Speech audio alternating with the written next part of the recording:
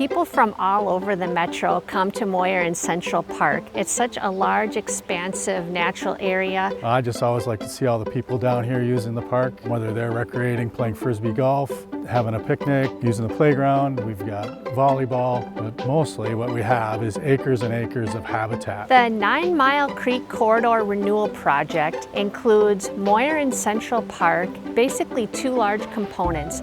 Natural area restoration of this DNR conservation corridor connecting to the river, as well as improvement of trails and park amenities.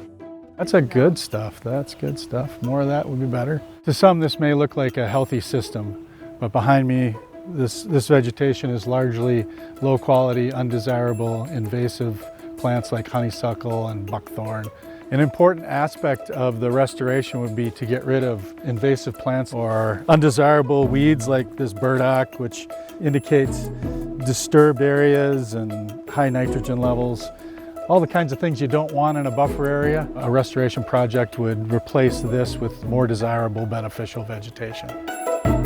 While 9 Mile Creek flows through the spine of Central and Moyer Park, these are city parks and city resources. We're really excited to be partnering with 9 Mile Creek Watershed District on its namesake 9 Mile Creek restoration to improve erosion and water quality as the creek enters the Minnesota River.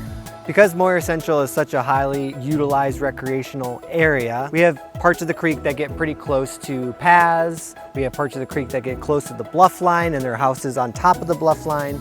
So the renewal project in a lot of ways will help us put investment into reinforcing those stream banks so that they don't encroach on some of the public infrastructure, and it protects the health of the stream in general for not getting all that sediment washed in. For this renewal project, it is a priority of the cities to ensure that the water that we're sending to the creek isn't hurting the ecosystem further. So we're going to put the investment into restoring the shoreline so that the slopes aren't eroding into the water, or ensuring that the water getting to the creek itself is clean and not going to degrade the ecosystem. Bloomington has had resources to keep the park in its current state. With additional resources, we could restore this to a much more highly functional ecosystem that would be more enjoyable for visitors, sustainable, and easier to maintain.